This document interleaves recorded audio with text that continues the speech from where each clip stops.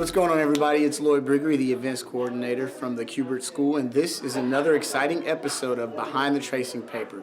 Today, we are honored with the presence of Frank Miller. Sit back, relax, and enjoy. We are storytellers. We are entertainers. Commercial art sells something besides itself. We simply sell our stories. But how did I first get here? How did I first visit here? No, how'd you get into the business? Oh, I get into the business. Yes. Oh, I did it the old-fashioned way. I begged. I moved to here when I was 17. Moved to Manhattan when I was 17 years old, and my father had been owned a small business, so he was an entrepreneur and had been an inspiration to me. And he drove me down here, and I got a tiny studio apartment in Manhattan, in Soho, and got odd jobs as a very, very bad carpenter. Okay. And that kept me going while I pounded the pavement and bothered people and made appointments and saw people with my stack of truly lousy drawings, and just kept bothering people until finally Joe Orlando, who's still working at DC Comics, I came in and showed him my work, and really an amazing interview because several things happened at once. One was I was meeting one of the kindest men I'd ever met in my life, who was proceeding to tell me that not only was I not good enough for DC Comics, I was not good enough for anywhere, and I never would be. But as this was happening, I guess I lived in a very righty little apartment, and and I was a kid from Vermont, so my portfolio was actually, believe it or not, held together by baling and twine. And unfortunately, it was a very, very righty apartment that had very, very large cockroaches, water bugs. Well, as we were talking, one of these little pets of mine crawled out of my portfolio and into my lap, and I could do nothing but kind of cut my little friend during the interview as it squirmed and desperately fought for its life and jumped around in my hand as Joe Orlando was very politely informing me that I was no good and never would be. Oh my It was not the brightest day of my life. Oh my gosh. Wow, I think that might be the most unique story we've heard so far up here. Now, Neil Adams, Yes. he was he kind of helped you out in the beginning. In many ways. Neil was a great many things to me. He when I first showed up, he, just like Joe before him, only not as politely, told me that I was absolutely no good and never would be, and to go back to Vermont where I belonged, Right. and get a job pumping gas and raise some kids. Then he proceeded to become the most perfect mentor and teacher I could have dreamt of. Absolutely generous with his time, providing me with commercial artwork, storyboarding TV commercials, so I was able to stay alive in Manhattan. And spending endless hours with me, seeing my latest efforts and putting tracing paper over them, and correcting my compositions, and giving me all these magnificent Neil Adams drawings that he was producing before my very eyes. Right. For me to study and to trace from and to learn how to tell a story. Right. Then one day I kind of came in with a bunch of drawings and a bunch of pages I'd put together, and he said that I was officially not the worst he'd ever seen. And he made a phone call and got me a 3-page job at Gold Key Comics, doing a Twilight Zone comic. Oh wow, Twilight Zone. You will never find this comic. There were only 4 copies printed, and I burned them all. But no, it wasn't quite that extreme. But that was the very first job I got. Once I had that, I was established as someone who could be hired. Okay. And started getting a string of small horror and war comic jobs for DC Comics. Okay. Eventually got fill-in issues on things like John Carter, Warlord of Mars, Right. and Spectacular Spider-Man, and so on. And worked my way up to where Jim Shooter decided to take a big chance and gave me Daredevil. Now, back then, just working from DC to Marvel and going back and forth was a little bit easier than today. What was that like? Was it the same? Like, you see the same several guys, and then a couple months later, you guys all like rotate, or what? You mean who would work at which company? Yeah. No one like that at all. Mm.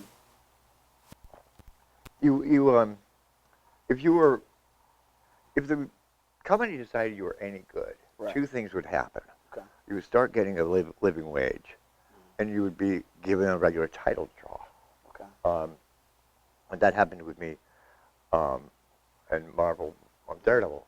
Right. Once that happened, you would sign an exclusive agreement, fixed page rate, that would go up yearly.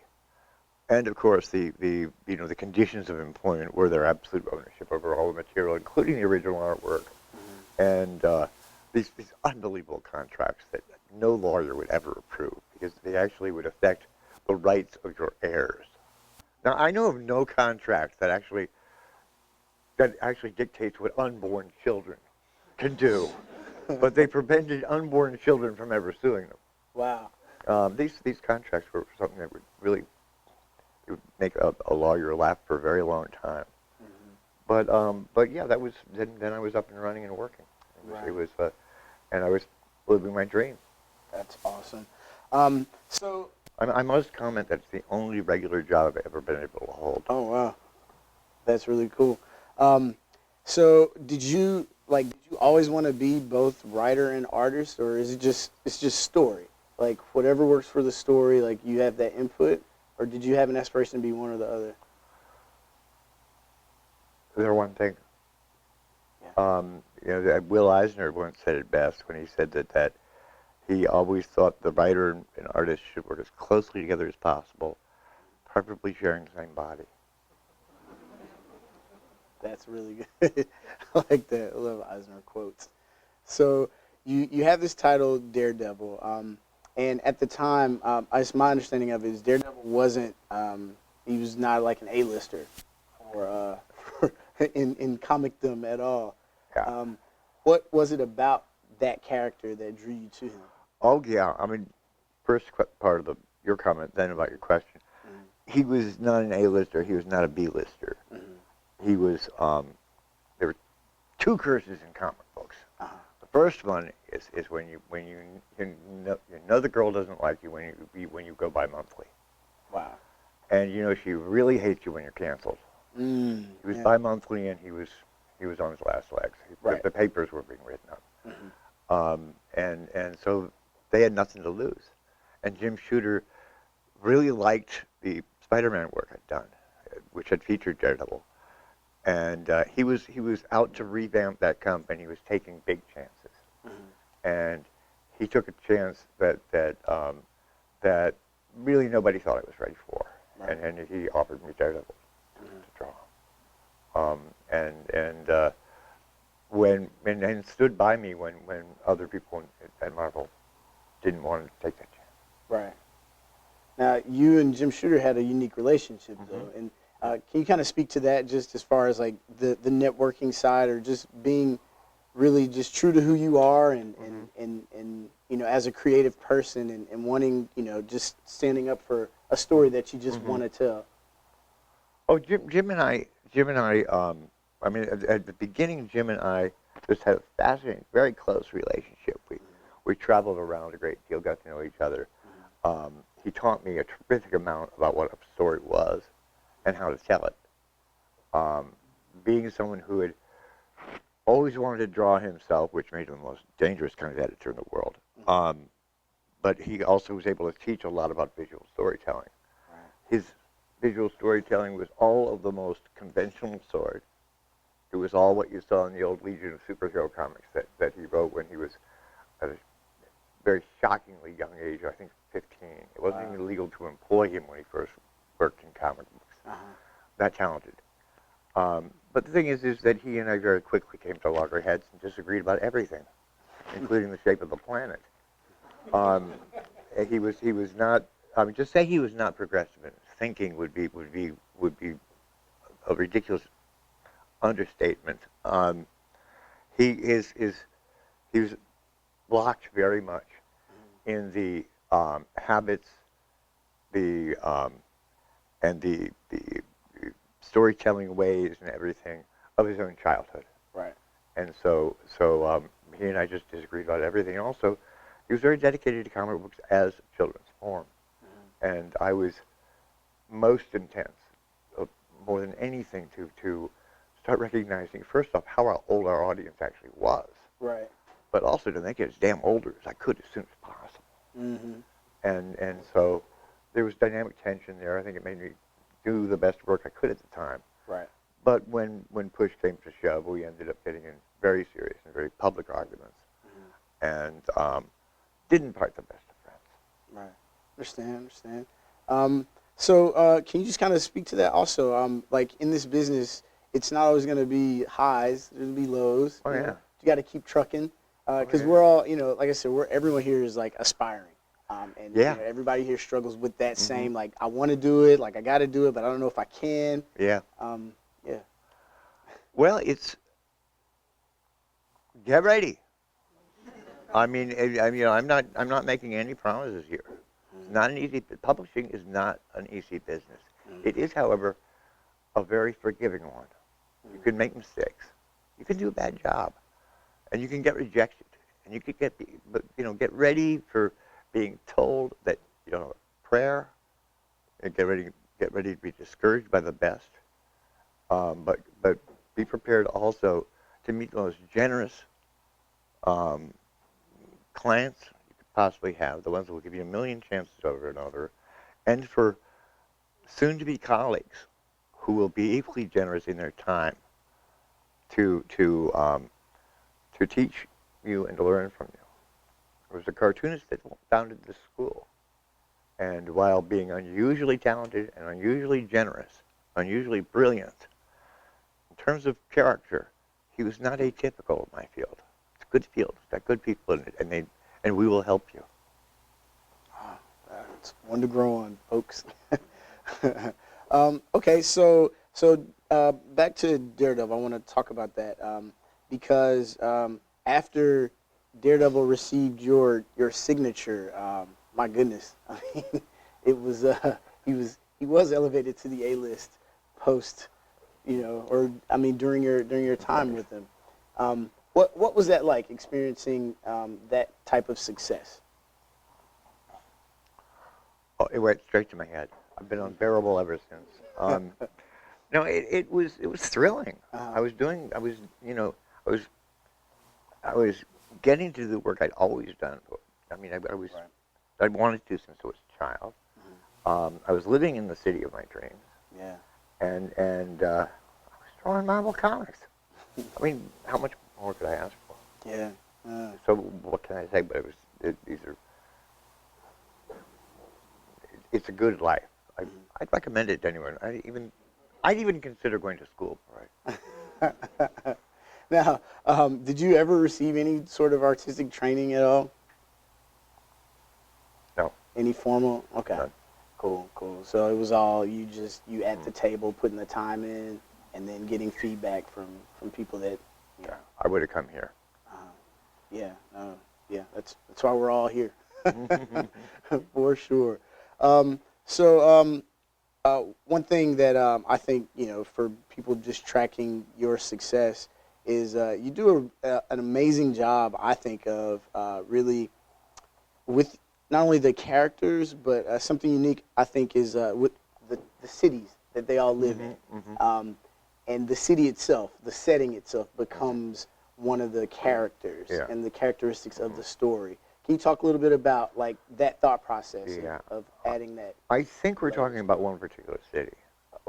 My stories tend to happen in New York. I'm madly in love with New York.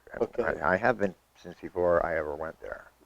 I fell in love with it in an old crime movies, and particularly on the old Kojak TV series. Right. And I to this day can't get enough of it. I love everything about New York, and it's you know in many ways that the most important character in my stories. Yeah. And you'll see many of my old way back to my old Daredevils. He flies along the skyline, and his thought balloons are all love letters to the city. Yeah. Because I use the fact that he could, hear and smell better than anybody to play up the most beautiful and worst aspects of the city. His sense of smell didn't help him a lot. No, not in that neighborhood. Definitely not. Okay, so I do want to talk about crime a little bit because I've read where you say you got to kind of sneak in the ability to put a crime story into superhero stories. Now, what are the differences between the two that you would say? Between crime comics and superhero comics? Because you have your good versus evil, but there are nuances, though, I think.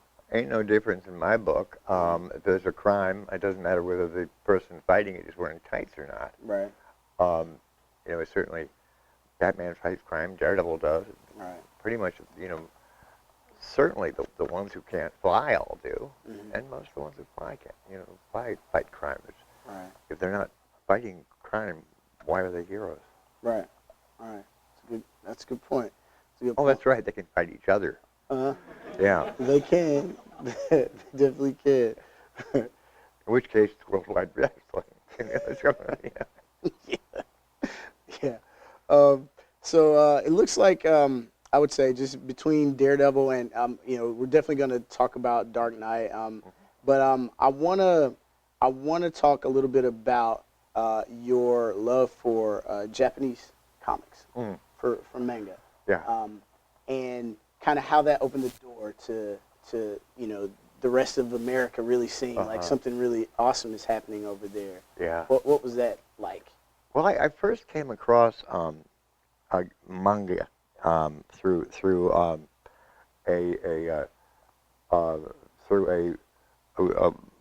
I was married at the time, and my then father-in-law showed me some things he picked up during business in Japan, and several of them were these strange comic books that were as thick as bone books and read backwards.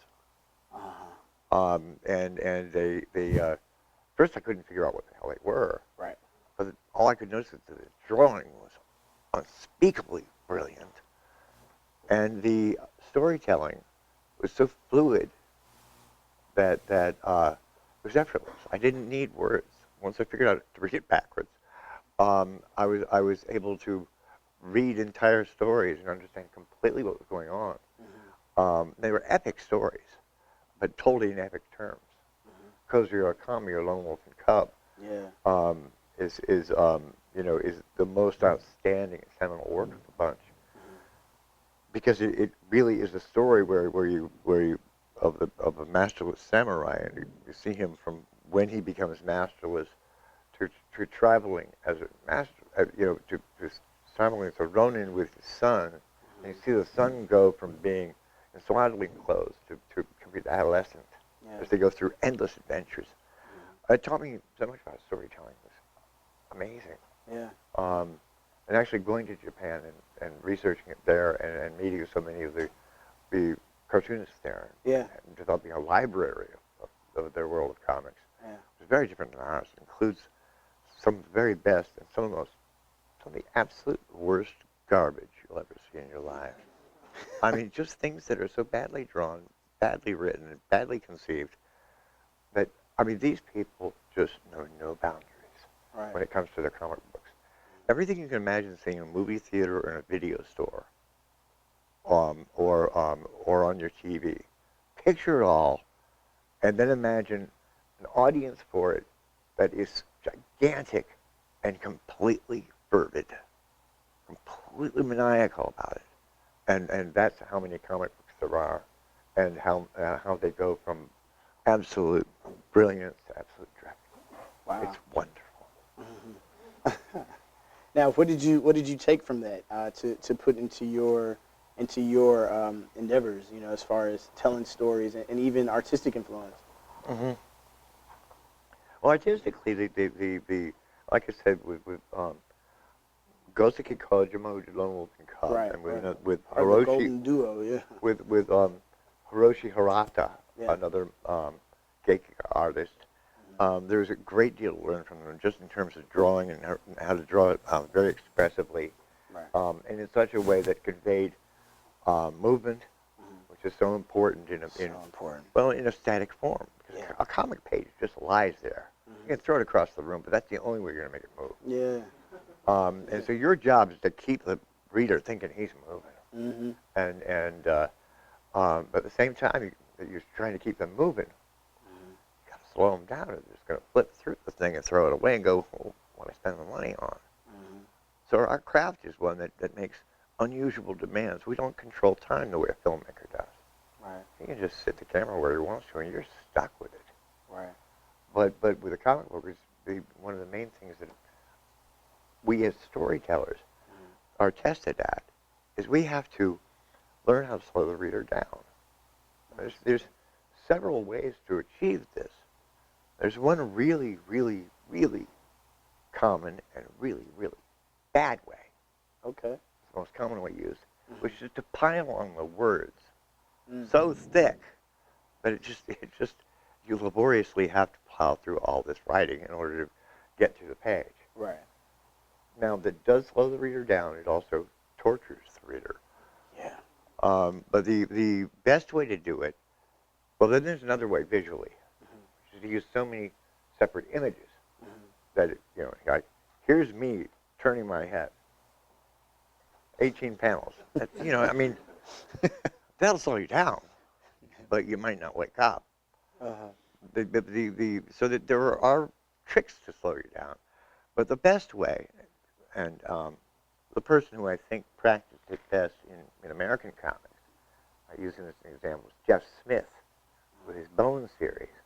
The best way to slow the reader down isn't to pile the words all over the pictures, it's to make the pictures so visually delightful, so sensually enjoyable to look at. Your eye wants to linger. It's like you're in a flower field. You want to smell each petal. It's so beautiful. Right. Jeff is the most outstanding of artists to achieve that. But since I've never been able to particularly charm with my drawing, I try to invigorate, to haunt, and to scare. Right. But any emotion that wants you to stick around. But these are all things that I think as artists and as craftsmen that are very important. And one thing that Joe in particular taught by example was that sure we got to know how to draw, we got to know how to, and we've got to be very aware of how things make us feel and things make the readers feel.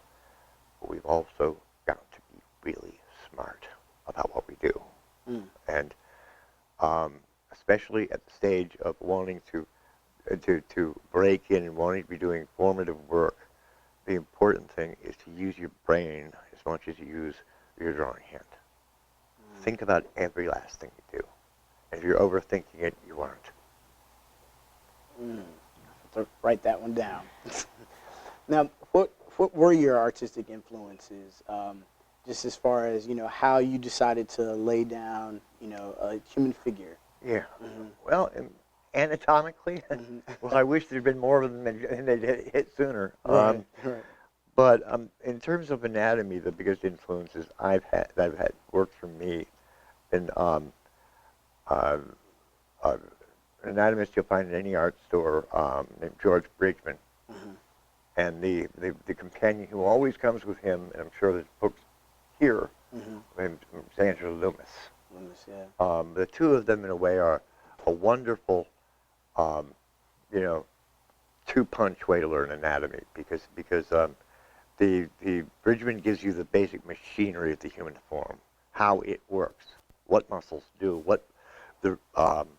and once you learn that muscles never expand, they only contract, and once you learn that bones just plain don't move unless they're broken, you're partway there.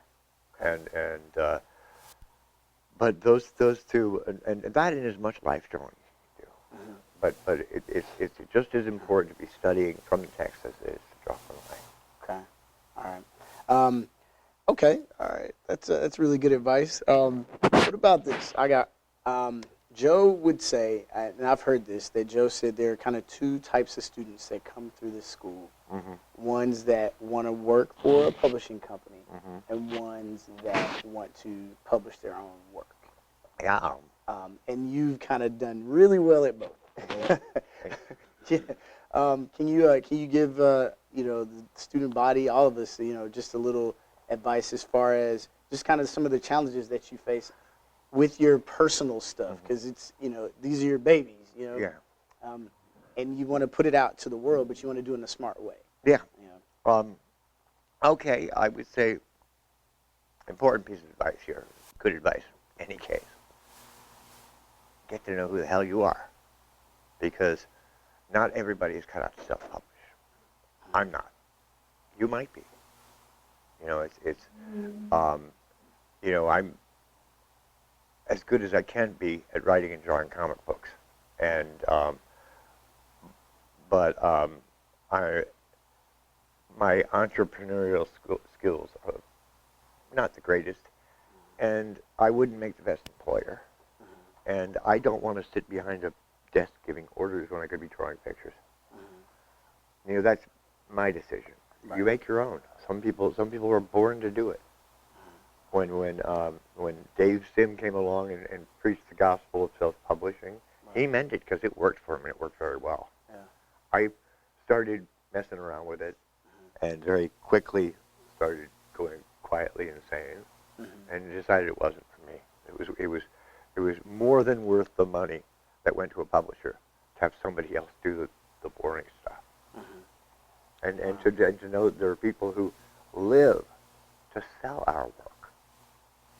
They're going to do a better job at selling me than I will. I mean, they wake up in the morning trying to, coming up with new ways to sell my comics. Yeah. God bless them. They're worth some money. Yeah. Yeah. Wow. That's good advice. I think we'll take that one for sure. I mean, we hear this a lot too, just about finding your own particular voice. And I mean, I'm sure everyone here has heard, how you were influenced by the movie or the Battle of Thermopylae. Yeah. And how that translated years later into 300, which was awesome. Thanks a lot. Thanks. By the way, but no, just getting to that point where you do know what your voice is and you're able to just shout it out, without any, without that insecurity behind it. I think this is very important. Well, just to keep going. Yeah. And not let the insecurity take over. Right. Oh, it's real simple. Real simple. I made a real simple decision. I wanted to do this so much I'd rather die than not do it. So that's it. What's to be afraid of? I'm really scared of dying. So proceed. Keep going. Now, when you're doing a personal project like that, how much research do you do as far as historical stuff? And then, I mean, because we are telling, we're telling fantasy stories. But even though some of the stuff is historically accurate, how much, where do you find the balance? Well, in doing the historical stuff, well, in the case of 300, that's my historical work. I read up on the actual battle, right? And I went to Greece, and took a lot of pictures, and asked a lot of people, and walked to that, walked along the battlefield, and got a lot of information just from local people in restaurants in the area. I mean, interestingly enough, the reason it's called Thermopylae, or Thermopylae, its real name is the hot days, and it's because it's basically full of hot springs. You poke ground there, and steam comes out, and so now it's got an ancient battlefield and a wonderful little town that has the best sauna baths you can find anywhere. Oh, wow. Because it's just coming out of the ground there. And there those natives know a lot about the battle because it's their, I mean, it's what they're famous for. Right, right. And you've got to understand, the Battle of the Hot Gates is an awful lot like what the Alamo is to Americans. Mm-hmm. It's one of those battles. It's like D-Day. It's one of those times when our nation or a part of it defined itself. Right. And the Alamo was when the proud old South was willing to fight to the last man for its Confederate government. And D-Day was when America put itself on the line for the rest of the world, and not only became a part of the world, but became an heroic part of the world. Right. So it's a battle that's as important to Greek history as those two are for Americans. Wow, wow, it says a lot. It says a lot, and it came out quite nicely. Well, thank you. Thank Yeah. you. No, and this If I hadn't gotten that one right, I wouldn't be around right now. I mean,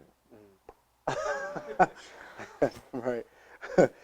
But this kind of leads into another realm. I think that it's kind of almost like the golden ticket for creative people. You know, you have a heart project, you put it on paper, people love it, and then you get a call from Hollywood and say, "Hey, yeah. we like that. We want to use that." Yeah. Can you talk a little bit about that experience and that process? And that wasn't your first time No. with dealing with Hollywood.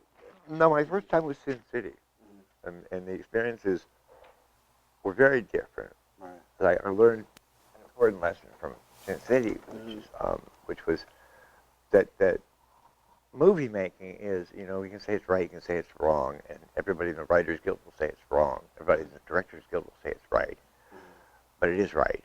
Movies are a director's medium. The writer is essential, but the director makes the movie, makes the casting decisions, and he paces the movie. And he alters the script as he decides is better for the movie. So basically the guy with the biggest toys wins, and the director has all the toys. And so I learned that from early experience making very bad movies that I had to have both jobs, and by getting them, I all of a sudden had my hands on the most powerful art form the world has ever seen. Yeah. And it's in an absolute thrill that I want to repeat.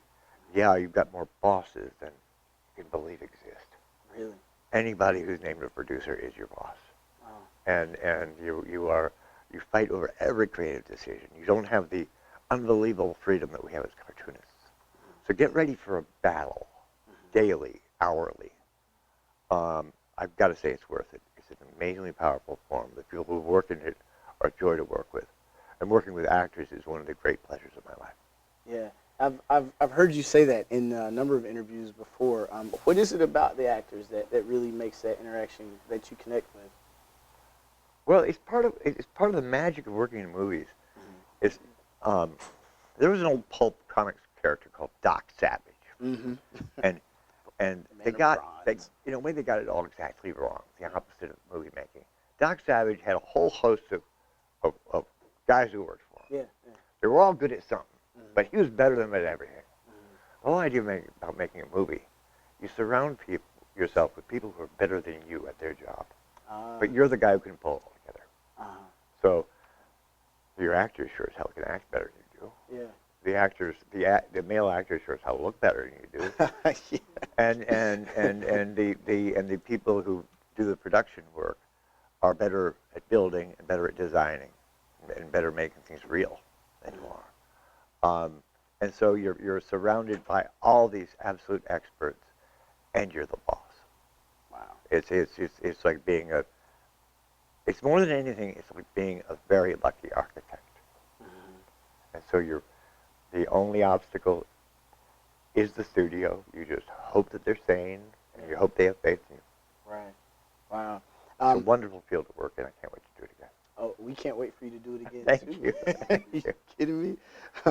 I think that also speaks to we do a lot of like going out into local high schools and talking to students, high school students that may have some interest in comic book art, and we tell them all the time, look, you got to be as a comic book artist, you can't just draw faces well or landscapes well. You got to draw everything well. Mm-hmm. So you are a set designer, you are a fight choreographer, stunt coordinator, all these things, and to actually see that, and then to actually work with real people that actually do that, it's kind of a dream come true. Yeah.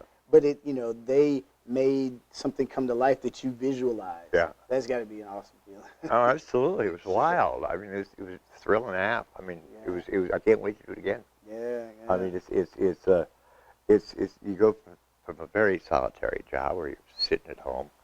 Most of your neighbors probably think you're crazy, and that's true. And you're coming up with your stories or doing your pictures all day long. You go out with see friends, for dinner. And what do you talk about? Same stuff you've been doing all day. And it's amazing you still have friends, and life goes on. Right. But the reward is that you get to trick reality so well. I mean,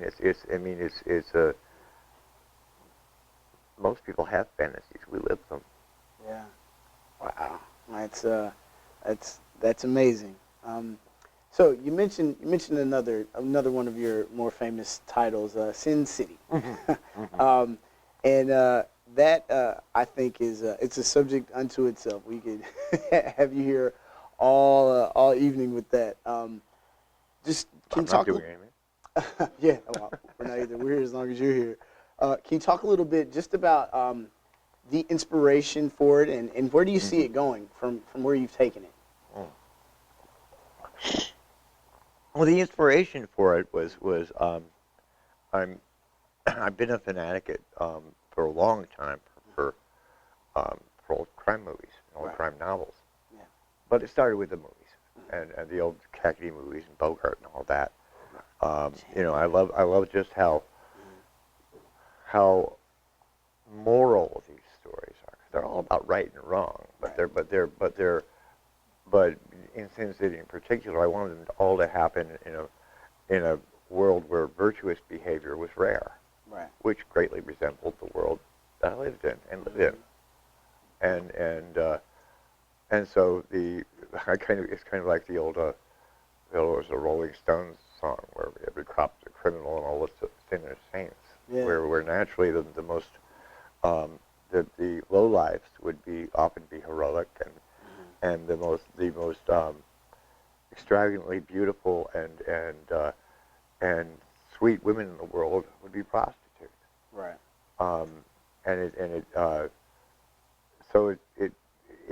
I wanted it to be a world out of balance, and where virtue was defined by individuals in difficult situations, not by an overwhelming sense of goodness that was somehow governed by this godlike comics code. Right. Yeah. You just blew that one out of the water with that one, for sure. And so creatively though, when this was still just a brainchild, did you ever think to use color, or was it always going to be black and white and just monochromatic in a few of the stories? I wish I could say I always had planned. I wish I could say I planned that far ahead. I planned those Sin Cities one book at a time. Wow. And then one day I thought, what about a really sexy woman in a red dress? What would that do? Your eye wouldn't be able to, you wouldn't be able to have a sexy figure, and it would be red, and it would be the only color in the book. You'd kind of notice her when she showed up. Yeah. And so that was my first playing with color in the book. And then I did a character with blue eyes. Yeah. And eventually introduced more color into the book. But it essentially was and is a black and white book that occasionally plays with color. Yeah. I mean, I have a World War II story. I'm even thinking of playing with the idea of sepia tone in that. I'm not sure. I'll see what I do when I get there.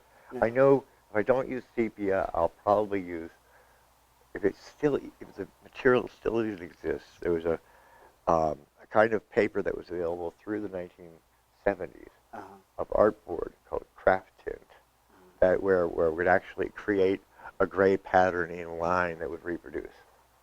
You draw right on the board, and then you lay in with a chemical brush your light or your dark tones, and it creates them crisply for reproduction. Right. And I'm looking for a source of that so I can get it basically a boatload of the stuff delivered and draw my next book on it. Okay, all right. Be on the lookout. So you were entrusted with this one character. I think people may have heard of Bruce Wayne. Yeah. He fights crime as he's got some issues about crime. Right. Yeah. Tragic thing happened in his childhood. Something happened to his parents. Right. Yeah. And he's got some money. Yeah, he's got a little bit of money. And he's got this thing about little boys dressed like birds. Yeah. Yeah, it's a little thing. Yeah. Yes. The Dark Knight. Yeah. Yeah. And this, I think, is I mean, obviously, right now where we are with everything, you working with Andy, and Andy's our guy. What was it like starting? That was a big year in comics. That era when Dark Knight Returns came out. I actually thought you invented the term Dark Knight. No, I saw it. Yeah. But very, very impactful. I mean, it changed. Yeah. I mean, it put a tone on everything that we know now today. Well, it's real simple to explain. Comics have been around a while. Yeah. A fan grew up and got to do Batman. Mm. And I did the Batman that I'd always wanted to see, and it turns out a lot of the rest of you felt the same way. Right. Right. And so I will say, like, one of the unique things that I think that you have done as far as all your work, but including Batman, it elevated characters to the point where things now it was a big, kind of like a big bang, where the effects we're still feeling the effects from your idea that, it elevated the characters. Now, is that something you set out to do, or is it you were just like, well, this is what I like, and this is where I'm going to go with it, because it feels right? No, I never set out to make history, that's for sure. No, I wanted two things. I wanted, three. I wanted to make Batman the character I'd always thought he was going to be. Right. I was about to turn 30. The idea of being older than Batman was a little too scary for words. I had to make him older than me. Okay. But the most important thing, the biggest thing, yeah, I had to get rid of that damn yellow circle around his bat. I mean, it's driving me crazy.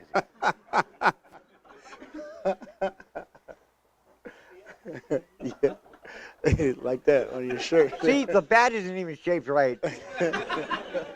What? That's not a bat.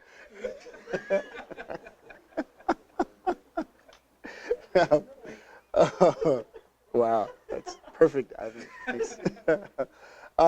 What were some of the things you were surprised about that came out of Dark Knight Returns?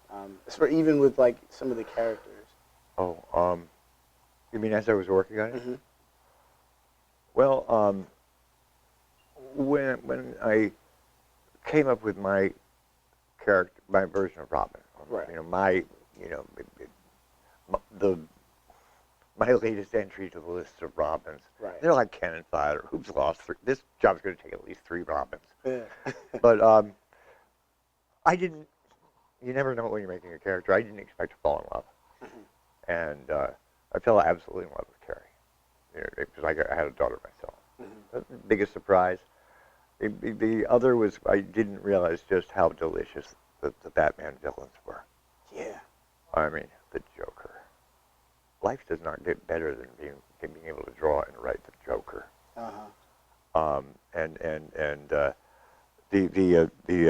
But all of them, and then playing with Superman's mythos, even things that I'd always thought were silly, right? Like the Bottle City of Kandor. I thought, wait a minute, he's the only guy on Earth who can do all this cool stuff, and he's so mean. He's got a bottle full of people who can do the same thing, and he won't let them out. Yeah. But even that works in his uncanny way. Yeah. And and but it was, you know, it was rejecting and embracing even the quirkier parts of the mythology. Right. To where I was, you know, finding ways to reintroduce clunky old comics like the Hawk and the Dove, and just either making them gags or finding ways to find the real magic in them. Yeah. Yeah. Because there's a reason why I was reading these things when I was 8 years old, and I'm still reading them now. Yeah. Stuff is magic. It is magical. Magical indeed. Now, were you always planning to kind of take the series where it is now? Like, was that, like, how far, I guess, in the past was that, like, idea? Or did it just over time? With Dark Knight? Yeah, with Dark Knight. Well, I mean, it's got a lot of permutations left to it. You know, Right. sort of. Yeah. As long as there's a Batman, Right. there can be places to take it. Right. You know, it's you know, Brian's taking it, you know, in the direction that you know, he initiated and that we're playing around with now. Right. And you know, and it's just going to be a joy to follow. And you know, and we kind of like a gentleman's agreement to bounce back and forth with each other for a while. Okay. Because he's a wonderful guy to throw ideas back and forth with. Yeah. And I could see this going on for a good long time.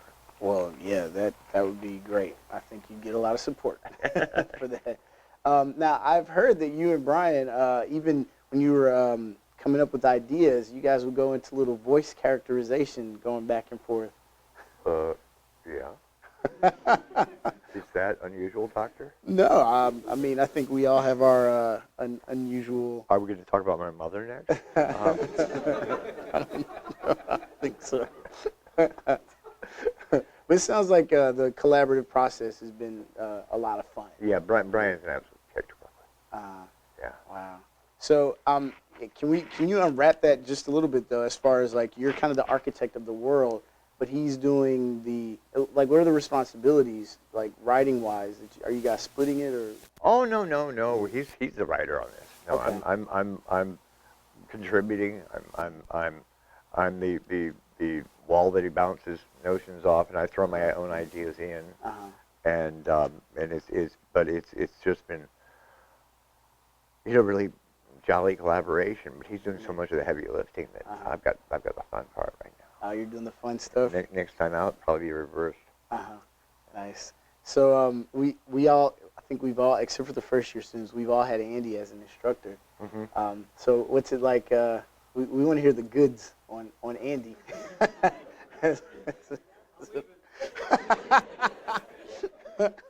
Oh, do I tell Andy? No, it's come on. Well, you know, well, two statements kind of sum it up. Andy is an immensely talented guy, and he had a pretty good teacher. Yeah.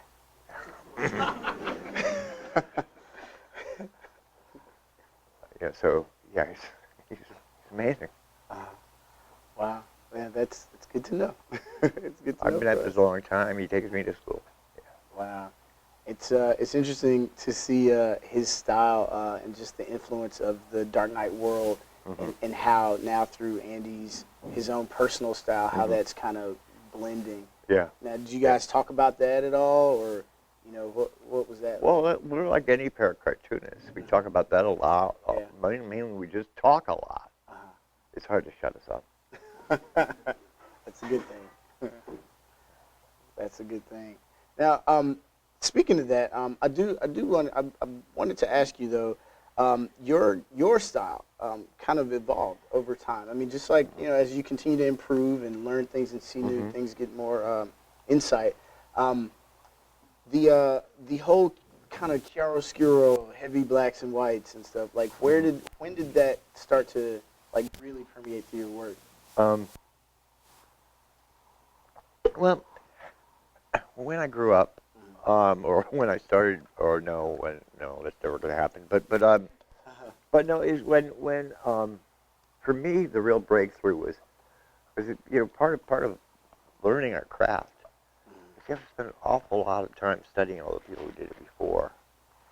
And I was always particularly struck by the work of the early work of Frank Robbins in a series called Johnny Hazard, where he had his brushwork in that is just astonishing to behold, and combining in particular his work along with Will Eisner's, of course, but you know about him.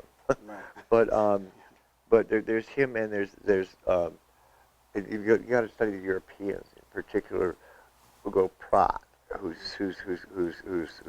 use of black and white brushwork is just unspeakably good. That appeals to me in particular. Every one of you has to find your own route and the people you're going to learn most from. If for instance, you have a very decorative approach, and you love line over shape. If you love line, if you don't want to tell a story with the black shapes, which is what I do, but you would rather tell with a very decorative, beautiful line. Of course, the people you could study would be the most obvious one would be Jean Thoreau, but beyond that, you see who he learned from. Study Auger and the 1010 books. So the first thing is study the person you adore, then study who he studied. And because the closer you get, the further back you go, the more you're learning from sources. Right. And meanwhile, you're building an arsenal that will serve you well. Wow. Awesome. Well, I do want to open it up, see if anybody has any questions for you. Always have Peterson. It's you. Yeah. You mentioned directing before, and I just have a question. Like, you create a comic book and you direct the movies. Which one do you think is more challenging? I know you're telling the story in both, but which one do you think is like a more challenging job to directing a movie or creating a comic book? That is just about as perfect a question as I've ever heard. Because it's going to be a joy to answer. What's more difficult? Well, first off, the most difficult thing in the world is to come up with a damn story. I mean, until you do that, you're just a fish out of water.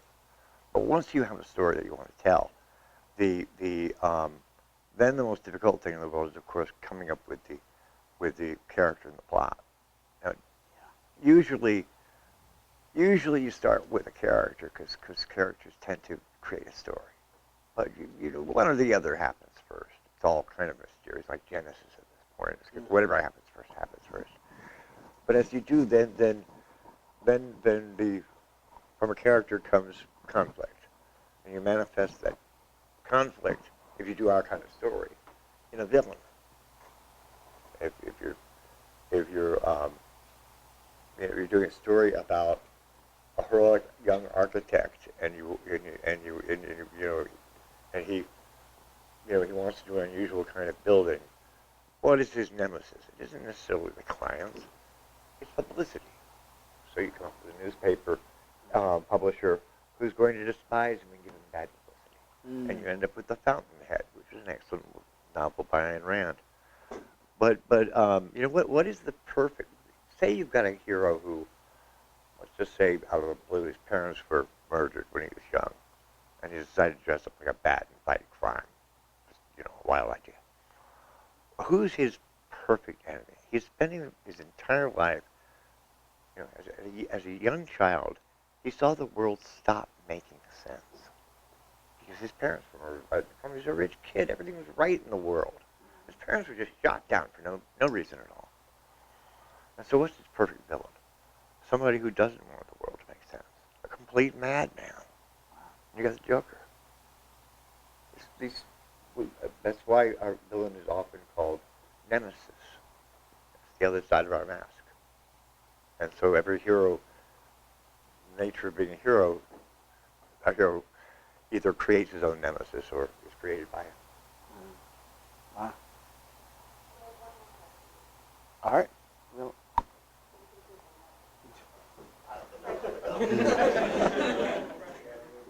Anybody? One question? Come on. Go ahead, Travis. Oh, sorry, Jay. Writing while working on Batman or Daredevil? Yes. No, I love my job. I would say that probably what I enjoyed the most would be Batman, because he's a purer, simpler, and better character. Daredevil is kind of a leftover from 1950s science fiction movies. You know, everything in 1950s movies happens because of radiation. It's like blinded by radioactivity so he could hear better. Didn't get cancer. You know, none of that. But with Batman, it's so beautifully simple. His parents were murdered, and we're never going to, and basically the world's never going to stop paying for that. Wow. And thanks to you, we'll never forget that. And you'll never stop paying for it either. That's right. True indeed. Well, Frank, we really appreciate you taking time for us. Sure, it's a Thank you pleasure. so much. Thank you. Thank you.